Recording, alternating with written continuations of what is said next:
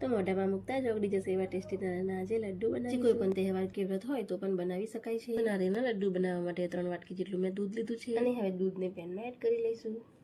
અને હવે દૂધને કન્ટિન્યુ હલાવતા રહીશું અને ઉકાળીશું અને હવે જે સાઈડમાં મલાઈ નીકળે છે એ પણ દૂધની અંદર એડ કરતા જઈશું હવે દૂધમાં રહેલો પાણીનો ભાગ વળી જાય ત્યાં સુધી દૂધને ઉકાળી હવે તમે જોઈ શકો છો કે દૂધ એકદમ મઠ્ઠું થઈ ગયું છે એટલે હવે દૂધની અંદર 1 વાટકી ખાંડ એડ કરીશું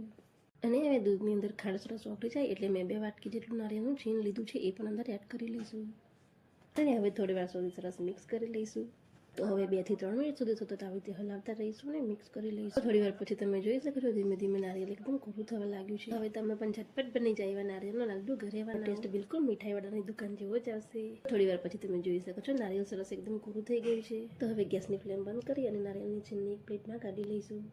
અને હવે થોડું છીણ ઠંડુ થઈ જાય એટલે હાથમાં થોડું ઘી લગાવી લઈશું અને લડ્ડુ બનાવીશું અને હવે લડ્ડુ બની જાય એટલે સૂકા નારિયેળમાં આ રીતે કોટ કરી લઈશું